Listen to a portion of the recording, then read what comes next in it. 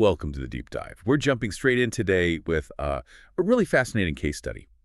We're looking at Eswatini, formerly Swaziland, and how this small nation is tackling, well, a massive structural unemployment problem. It's a huge challenge. Their economy's been, for a long time, really reliant on agriculture, especially sugarcane and external markets. And the numbers are stark. Youth unemployment hit, what was it, 48.7% in 2023?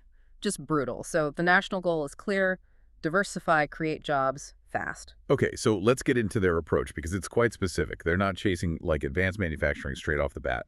Instead, they're zeroing in on basic consumer staples. We're talking cleaning products and plastics. Exactly. Goods people buy pretty much regardless of, economic ups and downs, staples. And there's a huge market right there in Africa, isn't there? Oh, absolutely. If you look at the African Continental Free Trade Area, the CFTA countries, the import demand is just enormous. In 2023, think about this, over $26.6 billion imported in plastics and another $3.5 billion in cleaning products. That's, well, over $30 billion combined. A massive, massive nearby market. Wow. But Eswatini itself isn't really tapping into that, even for its own needs. Not nearly enough. That's the core issue. Our sources highlight this shocking dependency.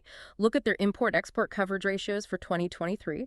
For plastics, they only produced enough to cover 9.52% of what they imported. Only 9.5%. Yeah. And cleaning products, even lower, a tiny 1.66%. It means they're importing almost everything in these basic categories. Okay, so that's the problem. But how do you fix it? I mean, going from making simple bleach to building the whole ecosystem, the machines, the molds, the chemical inputs, that sounds like a huge jump. Right, and that's where this industrial synergy strategy comes in. It's quite clever, actually.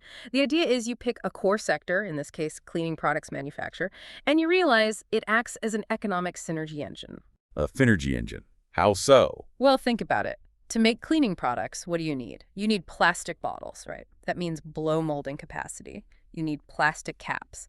That needs injection molding. So this one core industry naturally pulls along, or rather requires the development of related industries: plastics, molds, chemicals, even recycling for the plastic waste. It forces this kind of step-by-step industrial growth. Ah, I see. So it creates demand within the country for these other industries to develop.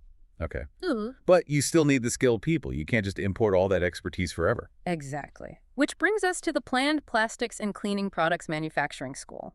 This is foundational. It's focused on TVET technical and vocational education and training. They plan to use existing places like the Swaziland College of Technology, CUOAT. And what are they teaching? The goal is training everyone: entrepreneurs, skilled workers, even the trainers themselves. And the curriculum is super practical. Stuff like actually manufacturing 11 common cleaning products, bleach, surface cleaners, that sort of thing.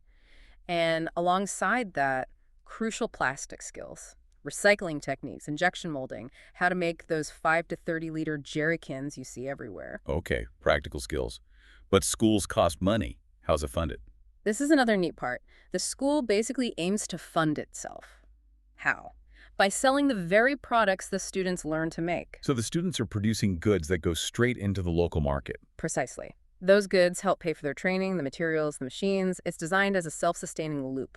That's smart. It reminds me there are historical parallels for this kind of planned approach, right? Yeah. Focusing on basics first. Absolutely. It really echoes, for instance, Turkey's first 5-year industrial plan back in the 1930s. They didn't aim for, cars or electronics initially. They focused squarely on basic needs textiles, sugar, using local resources. And it worked. Turkey actually managed an overall trade surplus for most of the 1930s because of that focus. That's a powerful comparison. Yeah. It validates starting with the essentials. And thinking about Eswatini's ambition, they're in trade blocs like SADC, CAMESA, and the big one, ACFTA. So if ACFTA really does reduce trade barriers like planned, then having the capacity to make these staples internally, starting with soap and bottles, that becomes a real strategic advantage, doesn't it? Exactly right. It's the entry point. Growing that internal trade, replacing imports first, then maybe exporting regionally.